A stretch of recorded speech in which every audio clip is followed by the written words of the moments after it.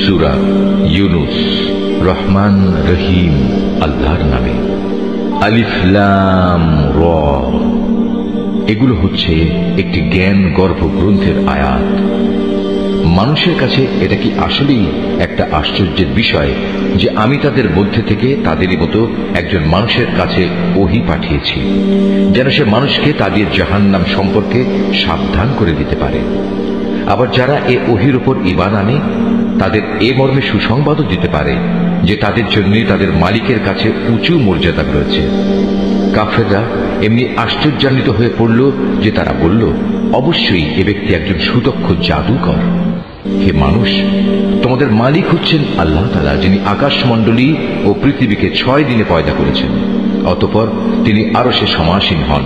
তিনি এর যাবতীয় কাজ স্বহস্তে নিয়ন্ত্রণ করেন। কেউই তার অনুমতি ছাড়া কারো জন্য সুপারিশকারী হতে পারে না। এই হচ্ছেন তোমাদের মালিক আল্লাহ তাআলা, অতএব তোমরা তাঁরই ইবাদত করো। তোমরা কি আসল কথা অনুধাবন করবে না? মৃত্যুর পর তোমাদের সবার ফিরে যাবার জায়গা হবে একমাত্র তাঁর কাছে। সেখানে গিয়ে তোমরা আল্লাহ তাআলার সকল প্রতিশ্রুতি সত্য পাবে। তিনি এ সৃষ্টির অস্তিত্ব দান করেন। মৃত্যুর পর তিনিই আবার তাকে তার জীবন ফিরিয়ে দেবেন, যাতে করে যারা তার উপর ঈমান আনে, ভালো কাজ করে, যথার্থ ইনসাফের সাথে তিনি তাদের কাজের বিনিময় দান করতে পারেন এবং এ কথাটা পরিষ্কার করে দিতে পারেন। যারা আল্লাহ তাআলাকে অস্বীকার করে তাদের জন্য উত্তপ্ত পানীয় ও কঠিন শাস্তি রয়েছে, কেননা তারা পরকালের এ শাস্তি অস্বীকার করত। সে মহান আল্লাহ তাআলা সূর্যকে প্রখর তেজোদ্দীপ্ত করে বানিয়েছেন এবং চাঁদকে বানিয়েছেন জ্যোতির্ময়। অতঃপর আকাশে তার জন্য কিছু মঞ্জিল তিনি নির্দিষ্ট করে দিয়েছেন, যাতে করে এর নিয়ম দ্বারা তোমরা বছরের গণনা এবং দিন তারিখের হিসাবটা জানতে পারো। আসলে আল্লাহ তাআলা যে এসব কিছু পয়দা করে রেখেছেন তার কোনোটাই তিনি নিরর্থক করেননি।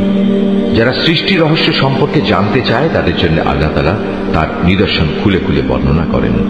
অবশ্যই দিন ও রাতের পরিবর্তনে এবং আল্লাহ তাআলা যা কিছু এ আসমান সমূহ ও জমিনের মাঝে পয়দা করেছেন তার প্রতিটি জিনিসের মাঝে পরেজগার লোকদের জন্য আল্লাহ তাআলাকে চেনার নিদর্শন রয়েছে।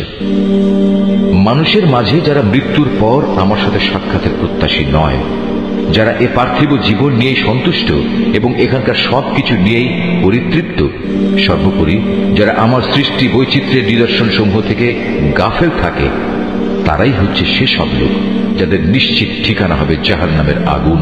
এ হচ্ছে তাদের সে কর্মফল যা তারা দুনিয়ার জীবনে অর্জন করেছে।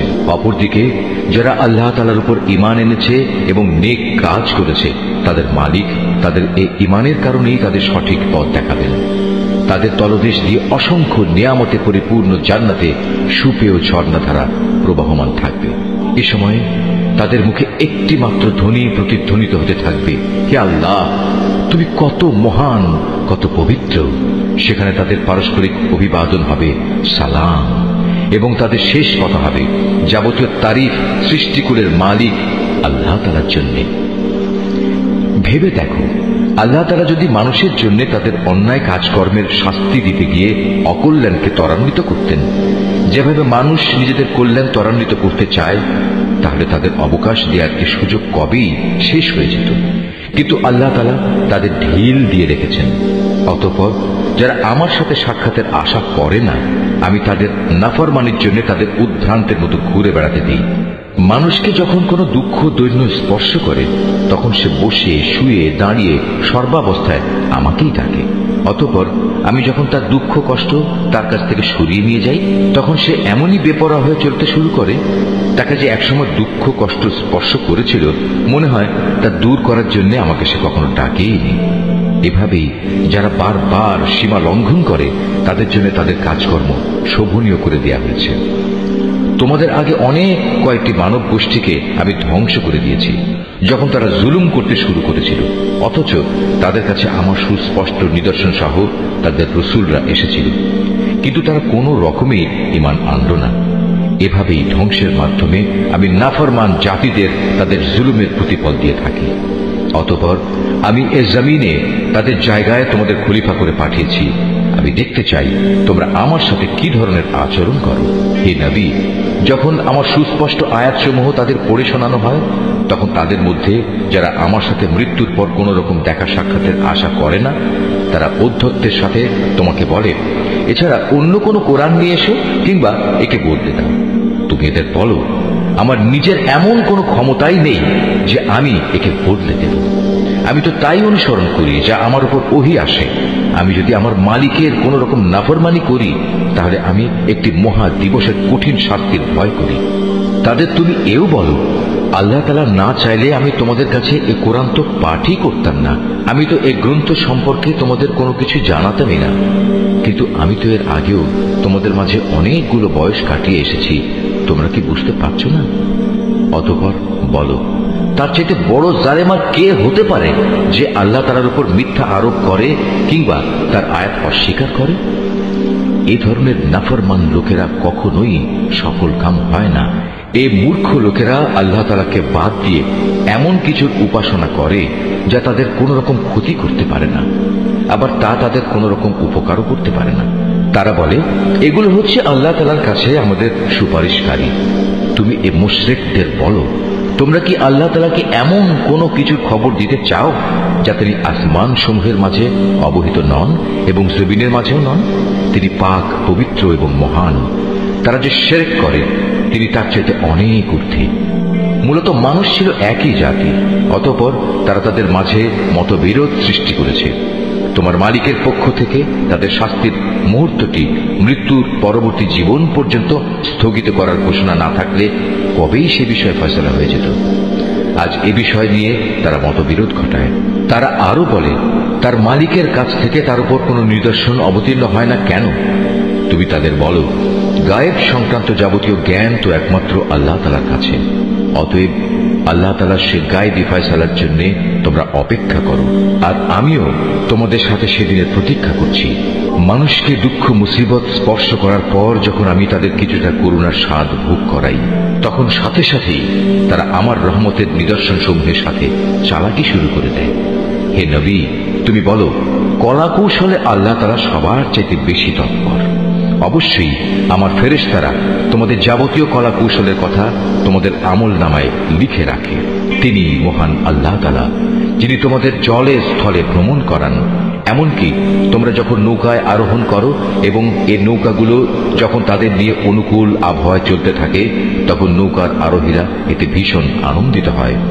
হঠাৎ এই নৌকাগুলো এক সময় ঝড়বাহী বাতাসের কবলে পড়ে এবং চারদিক থেকে তাদের উপর ঢেউ আসতে থাকে এবং তারা মনে করে এবার সত্যি এ বাতাস ও ঢেউ দ্বারা তারা পরিবেষ্টিত হয়ে গেছে। তারা একান্ত নিষ্ঠাবান বান্দা হয়ে আল্লাহ তাআলাকে এই বলে ডাকতে শুরু করে, হে আল্লাহ, যদি তুমি আমাদের এই মহা দুর্যোগ থেকে বাঁচিয়ে দাও, তাহলে আমরা তোমার শুকরগুজার বান্দাদের অন্তর্ভুক্ত হয়ে যাব। অতঃপর সত্যি সত্যি যখন তিনি তাদের এই বিপর্যয় থেকে বাঁচিয়ে দেন, তখন তারা ওয়াদার কথা ভুলে সাথে সাথেই অন্যায়ভাবে জমিনে নাফরমানি শুরু করে দেয়। হে মানুষ, তোমরা শুনে রাখো, তোমাদের নাফরমানি তোমাদের নিজেদের জন্যই ক্ষতিকারক হবে। মূলত এ হচ্ছে দুনিয়ার সহায় সম্পদ। অতঃপর তোমাদের আমার কাছেই ফিরে আসতে হবে। তখন আমি তোমাদের বলে দেব দুনিয়ার জীবনে তোমরা কে কি করতে। এ পার্থিব জীবনের উদাহরণ হচ্ছে, যেমন আমি আকাশ থেকে পানি বর্ষণ করলাম, যা দ্বারা অতঃপর জমিনের গাছপালা ঘন সন্নিবিষ্ট হয়ে উদ্গত হল, যা থেকে মানুষ ও জন্তু জানোয়াররা তাদের আহার সংগ্রহ করল। এরপর একদিন যখন জমিন তার সৌন্দর্যের রূপ ধারণ করল এবং আপন সৌন্দর্যে সে শোভিত হয়ে উঠল, তখন এসব দেখে তার জমিনের মালিক মনে করল তারা বুঝি এর ফসল ভোগ করার উপর এখন সম্পূর্ণ ক্ষমতাবান হয়ে গেছে। এ সময় হঠাৎ করে রাতে কিংবা দিনে আমার আযাবের ফয়সালা তাদের উপর আপতিত হল। ফলে আমি তাদের এমন ভাবে নির্মূল করে দিলাম যেন গতকাল পর্যন্ত এখানে তার কোনো অস্তিত্বই ছিল না। এভাবেই আমি আমার আয়াতসমূহ সেসব জাতির জন্য খুলে খুলে বর্ণনা করি যারা এ সম্পর্কে চিন্তা ভাবনা করে। হে মানুষ, তোমরা এই পার্থিব জীবনের ধোকায় পড়ে আছো, অথচ আল্লাহ তাআলা তোমাদের চিরস্থায়ী এক শান্তির নিবাসের দিকে ডাকছেন।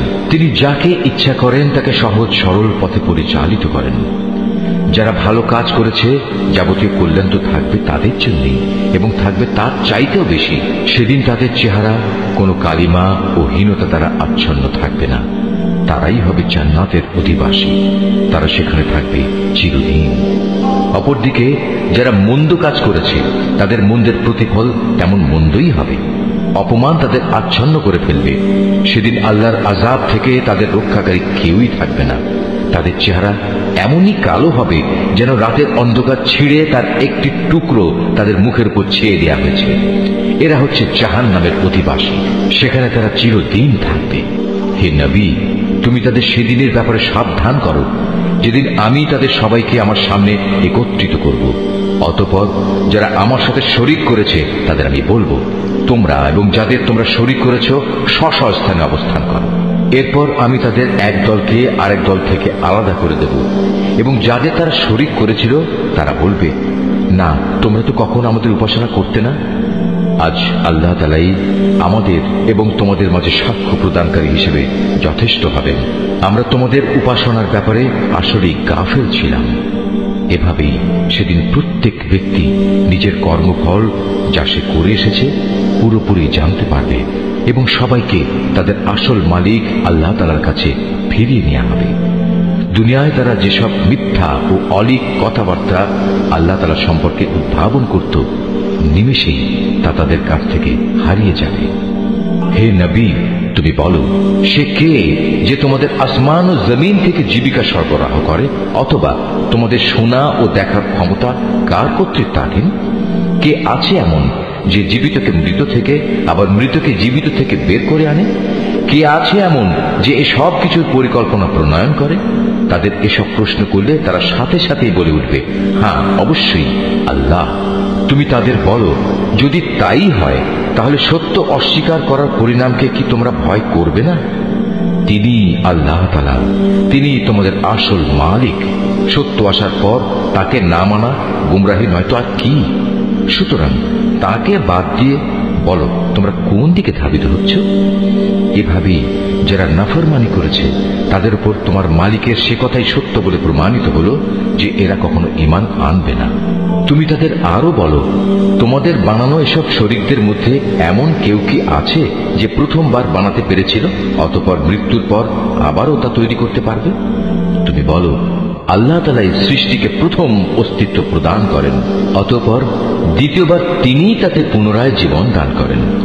এরপরেও তোমরা কেন বারবার সত্য থেকে বিচ্যুত হচ্ছ? তাদের আরো বলো, তোমাদের বানানো শরীকদের মধ্যে এমন কে আছে যে মানুষকে সঠিক পথ দেখাতে পারে? তুমি বলো, হ্যাঁ, আল্লাহ তাআলাই সঠিক পথ দেখাতে পারেন। যিনি সঠিক পথ দেখান তিনি অনুসরণের বেশি যোগ্য, না সে ব্যক্তি যে নিজেই কোনো পথের সন্ধান পায় না যতক্ষণ না তাকে সে পথের সন্ধান দেয়া হয়? তোমাদের একই হলো, কেমন ধরনের ফয়সালা করো তোমরা? তাদের অধিকাংশ ব্যক্তি নিজেদের আন্দাজ অনুমানের অনুসরণ করে, আর সত্যের পরিবর্তে আন্দাজ অনুমান তো কোনো কাজে আসে না। আল্লাহ তাআলা অবশ্যই ওদের কর্মকাণ্ড সম্পর্কে পূর্ণাঙ্গ ওয়াকিবহাল রয়েছেন। এ কোরআন এমন কোন গ্রন্থ নয় যে আল্লাহর ওহী ব্যতিরেকে কারো ইচ্ছা মাফিক বানিয়ে নেওয়া যাবে, বরং এ গ্রন্থ সেসব গ্রন্থের সত্যবাদিতার সাক্ষ্য প্রদান করে যা এর আগে নাজিল হয়েছিল। এতে কোনো সন্দেহ নেই, এটা হচ্ছে সৃষ্টিকুলের মালিক আল্লাহ তাআলার সত্য বিধানসমূহের বিশদ ব্যাখ্যা। তারা কি একথা বলে, এ ব্যক্তি মুহাম্মদ এ গ্রন্থটি রচনা করে নিয়েছে? হে নবী, তুমি এদের বলো, তোমরা তোমাদের দাবিতে যদি সত্যবাদী হও তাহলে তোমরাও এমনই ধরনের একটি সূরা বানিয়ে নিয়ে এসো, এবং এ ব্যাপারে আল্লাহ তাআলা ছাড়া আর যাদের যাদের তোমরা ডাকতে চাও ডেকে তাদেরও সাহায্য নাও। আসল কথা হচ্ছে, যে বিষয়ে তারা তাদের জ্ঞান দিয়ে আয়ত্ত করতে পারল না, কিংবা মানবীয় জ্ঞান বিজ্ঞানের সীমাবদ্ধতার কারণে যার ব্যাখ্যা এখনো তাদের পর্যন্ত পৌঁছয়নি, তারা তাই অস্বীকার করে বসল। তাদের পূর্ববর্তী মানুষরাও এভাবে অস্বীকার করেছিল। আজ দেখো এই অস্বীকারী জালেমদের পরিণাম কি হয়েছে। তাদের মধ্যে কিছু লোক এই গ্রন্থের উপর ঈমান আনবে, আবার কিছু আছে যারা এতে ঈমান আনবে না। জেনে রেখো, তোমার মালিক কিন্তু এই বিপর্যয় সৃষ্টিকারীদের ভালো করেই জানেন। এত বলা কওয়া সত্ত্বেও তারা যদি তোমাকে মিথ্যা প্রতিপন্ন করতেই থাকে তাহলে তুমি তাদের বলে দাও, দেখো আমার কাজকর্মের দায়িত্ব আমার উপর, আর তোমাদের কাজকর্মের দায়িত্ব তোমাদের উপর। আমি যা কিছু করছি তার জন্য তোমরা দায়ী নাও, আবার তোমরা যা করো তার জন্য আমি দায়ী নই। হে নবী, এদের মধ্যে কিছু লোক এমন আছে যারা তোমার দিকে কান পেতে রাখে। তুমি কি বধিরকে আল্লাহর কালাম শোনাবে, যদিও তারা এর কিছুই বুঝতে পারে না? আবার ওদের মধ্যে কেউ কেউ আছে যারা তোমার দিকে তাকিয়ে থাকে, কিন্তু তুমি কি অন্ধকে পথ দেখাবে, যদিও তারা নিজেরা এর কিছুই দেখতে পায় না? নিঃসন্দেহে আল্লাহ তাআলা মানুষের উপর কোন রকম জুলুম করেন না, বরং আল্লাহর অবাধ্য হয়ে মানুষেরা নিজেরাই নিজেদের উপর জুলুম করে। যেদিন তিনি তাদের সবাইকে একত্রিত করবেন, সেদিন তাদের মনে হবে যেন তারা দুনিয়ায় দিনের একটি ক্ষণ মাত্র কাটিয়ে এসেছে। তখন তারা একজন আরেকজনকে চিনতে পারবে। ক্ষতিগ্রস্ত হয়েছে তারা যারা আল্লাহর সামনাসামনি হওয়াকে অস্বীকার করেছিল। আসলে এই মানুষরা কখনোই হেদায়েত প্রাপ্ত ছিল না। আমি ওদের কাছে যে বিষয়ের ওয়াদা করেছি, তারা কিছু কিছু বিষয় যদি আমি তোমাকে দেখিয়ে দিই, অথবা এর আগেই যদি আমি তোমাকে দুনিয়া থেকে উঠিয়ে নিই, এই উভয় অবস্থায় তাদের আমার কাছেই ফিরে আসতে হবে। অতঃপর এরা যা কিছু দুনিয়ায় করত তার উপর আল্লাহ তাআলাই একক সাক্ষী হবেন। প্রত্যেক উম্মতের জন্যই একজন রসুল আছে। অতঃপর যখনই তাদের কাছে তাদের রসুল এসে যায়, তখন তাদের সাথে আল্লাহ তাআলার সিদ্ধান্ত করার কাজটি ইনসাফের সাথে সম্পন্ন হয়ে যায়। তাদের উপর কখনো জুলুম করা হবে না।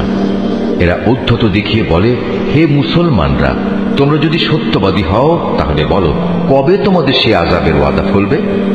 তুমি বলো, এটা বলা আমার বিষয় নয়। আল্লাহ তাআলা যা চান তা বেঁধে রেখে আমি তো আমার নিজস্ব ভালো মন্দের অধিকারও রাখি না। আসল কথা হচ্ছে, প্রত্যেক জাতির জন্য আযাব ও ধ্বংসের একটি দিনক্ষণ নির্দিষ্ট করা আছে। তাদের সে ক্ষণটি যখন আসবে, তখন তাদের ব্যাপারে এক মুহূর্ত কাল সময়ও দেরি করা হবে না, এবং তাদের দিনক্ষণ আগেও নিয়ে আসা হবে না। তুমি এদের আরো বলো, তোমরা কি ভেবে দেখেছ, যদি তোমাদের উপর আল্লাহর আযাব রাতে কিংবা দিনের বেলা এসে পতিত হয়, তাহলে আর কোন বিষয় নিয়ে নাফরমান লোকেরা তাড়াহুড়ো করবে বলো? অতঃপর যখন সত্যিই একদিন এই বিষয়টি ঘটবে, তখন কি তোমরা এটা বিশ্বাস করবে? তোমাদের বলা হবে, হ্যাঁ, এখন তো আযাব এসেই গেল, অথচ তোমরা এর জন্যই তাড়াহুড়ো করছিলে। অতঃপর জালেমদের বলা হবে, এবার চিরস্থায়ী জাহান্নামের আযাবের স্বাদ ভোগ করো। দুনিয়ার জীবনে তোমরা যা কিছু অর্জন করেছ, এখন তোমাদের শুধু তারই বিনিময় দেয়া হবে। হে নবী, এরা তোমার কাছে জানতে চায় আযাব সম্পর্কিত সে কথা আসলে কি ঠিক? বলো, হ্যাঁ, আমার মালিকের শপথ, এটা অমোঘ সত্য। জেনে রেখো, প্রতিশোধ নেয়ার ব্যাপারে তোমরা কোনোদিনই তাকে অক্ষম করে দিতে পারবে না।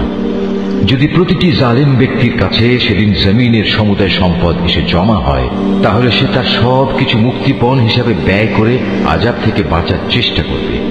যখন এই জালিম মানুষরা জাহান্নামের আযাব দেখবে, তখন তার মনে মনে ভারী অনুতাপ করবে, কিন্তু তখন তা কোনোই কাজে আসবে না। সম্পূর্ণ ইনসাফের সাথেই তাদের বিচার মীমাংসা সম্পন্ন হবে, এবং তাদের উপর বিন্দু মাত্র জুলুমও করা হবে না। মনে রেখো, আসমান সমূহ ও জমিনে যা কিছু আছে তা সব আল্লাহ তাআলার জন্যই।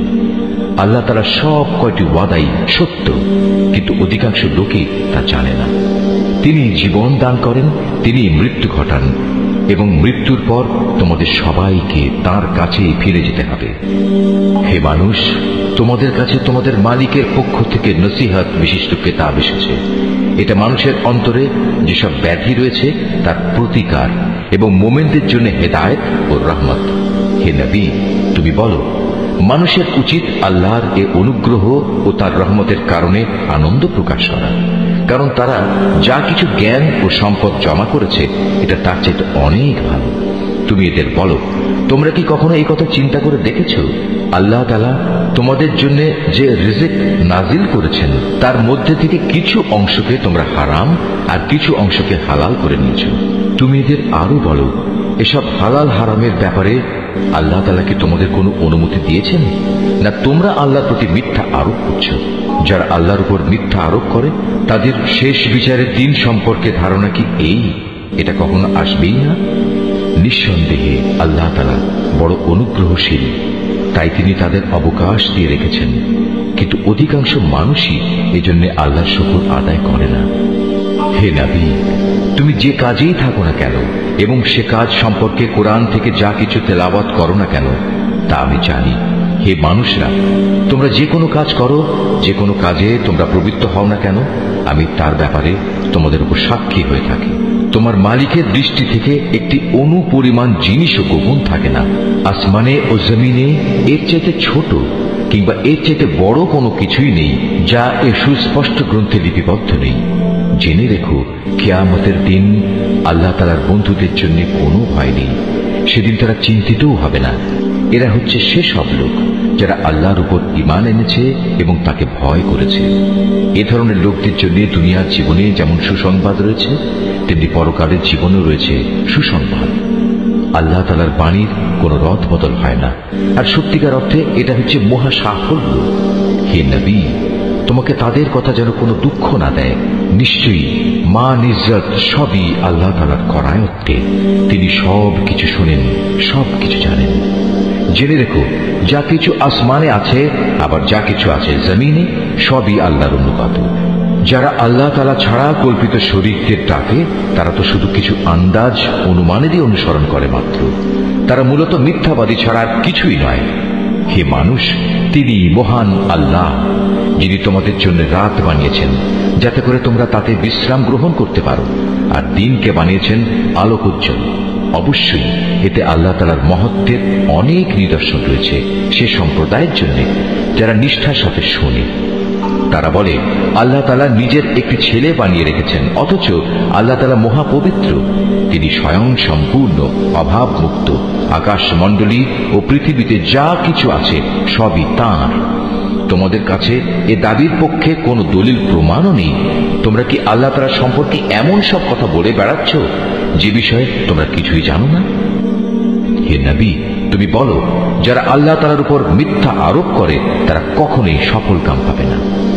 এই মিথ্যাচার হচ্ছে পার্থিব জীবনের একটা সম্পদ।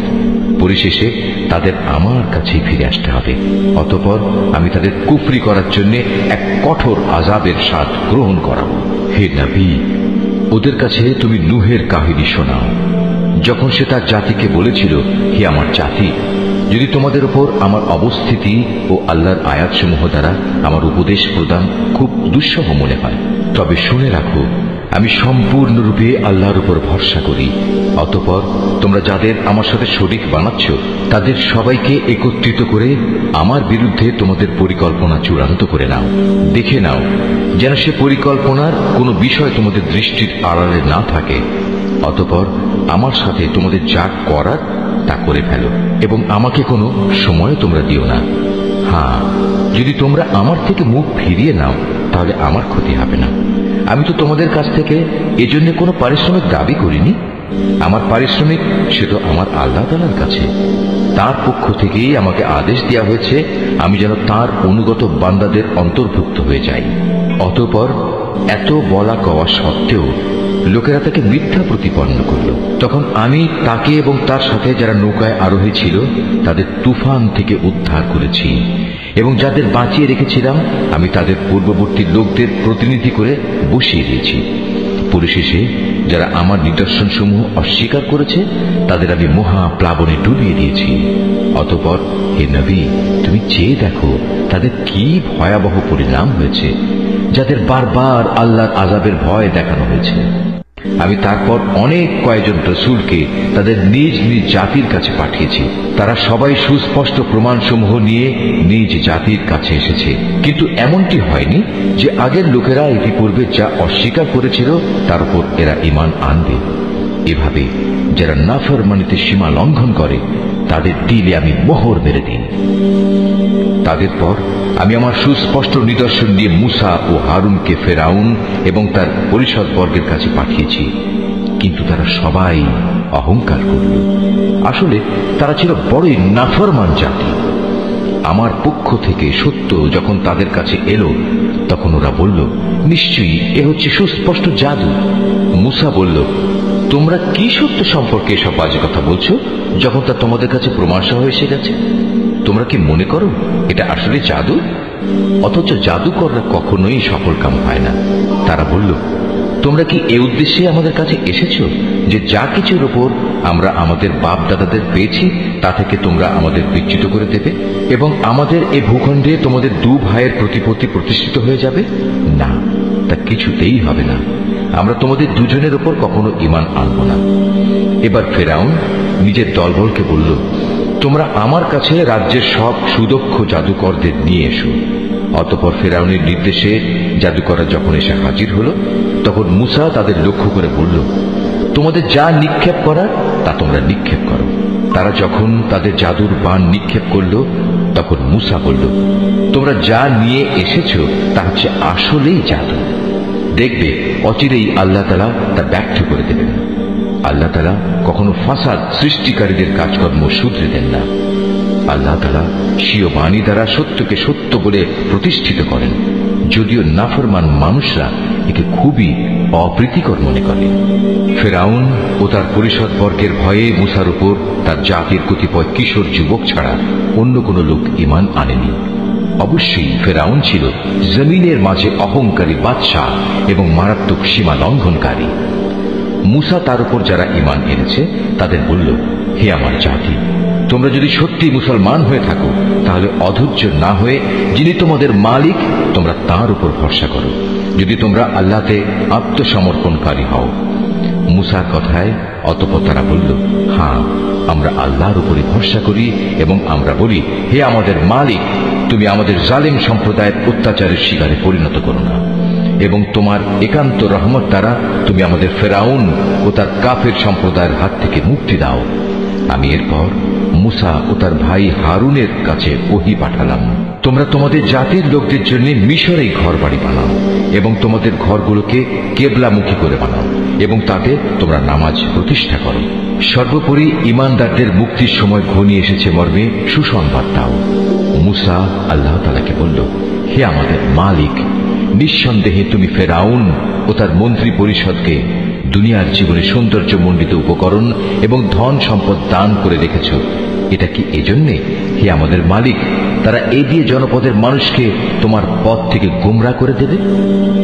হে আমাদের মালিক, তাদের সমুদায় ধন সম্পদ বিনষ্ট করে দাও, তাদের অন্তরসমূহকে আরো শক্ত করে দাও। মূলত তারা একটা কঠিন আযাব নাজির হতে না দেখলে কখনোই ঈমান আনবে না। আল্লাহ তাআলা বললেন, হ্যাঁ, তোমাদের উভয়ের দোয়াই কবুল করা হয়েছে। অতএব তোমরা দ্বীনের উপর সুদৃঢ় হয়ে দাঁড়িয়ে থাকো। তোমরা দুজন কখনো সেসব লোকের কথার অনুসরণ করো না যারা কিছুই জানে না। অতঃপর ঘটনা এমন হল, আমি বনী ইসরায়েলদের সাগর পার করিয়ে দিলাম। এরপর ফেরাউন ও তার সৈন্য সামন্ত বিদ্বেষ পরায়ণতা ও সীমা লঙ্ঘন করার জন্য তাদের পিছু দিল। এমনকি যখন সে দলবল সহ সাগরের অথই ঢেউয়ে ডুবতে থাকলো, তখন সে বলল, এখন আমি ঈমান আনলাম যে মাবুদের উপর বনী ইসরায়েল ঈমান এনেছে, তিনি ছাড়া দ্বিতীয় কোনো মাবুদ নাই, আমিও তাঁর অনুগতদের একজন। আমি বললাম, এখন ঈমান আনছো, অথচ একটু আগেই তুমি নাফরমানি করছিলে এবং জমিনে তুমি ছিলে বিপর্যয় সৃষ্টিকারীদের অন্যতম নেতা। আজ তো আমি তোমাকে, অর্থাৎ তোমার লাশকেই বাঁচিয়ে রাখবো, যাতে করে তুমি তোমার এই লাশ পরবর্তী প্রজন্মের জন্য একটা বড় আকারের নিদর্শন হয়ে থাকতে পারো। অবশ্য অধিকাংশ মানুষই আমার এসব নিদর্শন থেকে সম্পূর্ণ অজ্ঞ ও বেখবর। ফেরাউনকে ডুবিয়ে মারার পর আমি বনী ইসরায়েলের লোকদের বরকতপূর্ণ ও উৎকৃষ্ট আবাসভূমিতে বসবাস করালাম এবং তাদের জন্য উত্তম জীবন উপকরণের ব্যবস্থা করলাম। অতঃপর তারা নিজেদের মধ্যে মতবিরোধ শুরু করে দিল। এমনকি যখন দিনের সঠিক জ্ঞান তাদের কাছে এসে পৌঁছল, তারপরেও তারা মতবিরোধ থেকে ফিরে এলো না। অবশ্যই তোমার মালিক কিয়ামতের দিন তাদের সেসব বিষয়ের ফয়সালা করে দেবেন যা নিয়ে তারা নিজেদের মাঝে বিভেদ করত। হে নবী, আজ আমি তোমার উপর যে কিতাব নাজিল করেছি তাতে বর্ণিত কোনো ঘটনার ব্যাপারে যদি তোমার মনে কোনো সন্দেহ থাকে, তাহলে সেসব লোকের কাছে এসব ঘটনা জিজ্ঞেস করো যারা তোমার আগে তাদের উপর নাজিল করা কিতাব পড়ে আসছে। অবশ্যই তোমার কাছে তোমার মালিকের কাছ থেকে সত্য এসেছে, তাই তুমি কখনো সন্দেহবাদীদের দলে শামিল হয়েও না। আর তুমি তাদের দলেও শামিল হয়েও না যারা আল্লাহর আয়াতসমূহ মিথ্যা প্রতিপন্ন করেছে। এরূপ করলে তুমি ক্ষতিগ্রস্তদের অন্তর্ভুক্ত হয়ে যাবে। হে নবী, অবশ্যই তাদের ব্যাপারে তোমার মালিকের কথা সত্য প্রমাণিত হয়ে গেছে যে তারা কখনো ঈমান আনবে না। এমনকি তাদের কাছে আল্লাহর প্রত্যেকটি নিদর্শন এসে পৌঁছলেও তারা ঈমান আনবে এমন নয়, যতক্ষণ না তারা কঠিন আযাব নিজেদের চোখে দেখতে পাবে। ইউনুস নবীর সম্প্রদায় ব্যতীত অন্য কোন জনপদ এমন ছিল না যারা এভাবে আযাব দেখে ঈমান এনেছে এবং তাদের এ ঈমান তাদের কোনো উপকার করতে পেরেছে। তারা যখন আযাব আসতে দেখে আল্লাহর উপর ঈমান আনল, তখন আমি তাদের এ পার্থিব জীবনের অপমানকর আযাব তাদের কাছ থেকে সরিয়ে নিলাম এবং তাদের আমি এক বিশেষ সময় পর্যন্ত জীবনের উপায় উপকরণ থেকে উপকৃত হতেও সুযোগ দিলাম।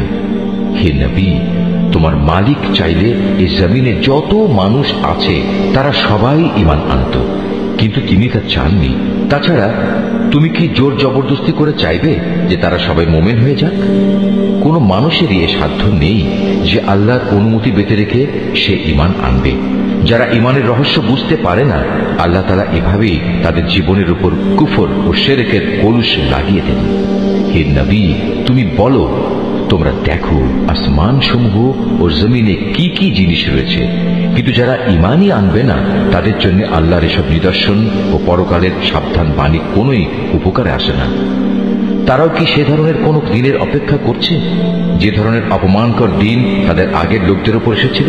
যদি তাই হয় তাহলে তুমি বলো, তোমরা সেদিনের অপেক্ষা করো, আমিও তোমাদের সাথে অপেক্ষা করতে থাকব। অতঃপর যখন আযাবের সময় আসে তখন আমি আমার রাসূলদের সেই আযাব থেকে বাঁচিয়ে দিই এবং তাদেরও বাঁচিয়ে দিই যারা ঈমান আনে। এভাবেই আমি আমার উপর এটা কর্তব্য করে নিয়েছি যে আমি মোমেনদের আযাব থেকে উদ্ধার করি। হে নবী, তুমি লোকদের বলো, হে মানুষরা, তোমরা যদি আমার আনিত দ্বীন সম্পর্কে কোনো সন্দেহ করো তাহলে শুনে রাখো, আল্লাহ তাআলা ছাড়া অন্য যাদের তোমরা ইবাদত করো আমি তাদের ইবাদত করি না। আমি তো বরং তার মহান সত্তার ইবাদত করি যিনি তোমাদের মৃত্যু ঘটান। আমাকে আরো আদেশ দেয়া হয়েছে আমি যেন মোমেনদের অন্তর্ভুক্ত থাকি। আমাকে আরো বলা হয়েছে, তুমি আল্লাহর দ্বীনের জন্য একনিষ্ঠভাবে নিজের চেহারা প্রতিষ্ঠিত করো এবং কখনো তুমি মুশরিকদের দলে শামিল হও না। আমাকে আদেশ দেয়া হয়েছে, তুমি কখনো আল্লাহ তাআলাকে বাদ দিয়ে এমন কাউকে ডেকো না যে তোমার কোনো কল্যাণ যেমন করতে পারে না তেমনি তোমার কোনো অকল্যাণও সে করতে পারে না। এ সত্ত্বেও যদি তুমি অন্যথা করো তাহলে তুমি অবশ্যই জালেমদের মধ্যে গণ্য হবে।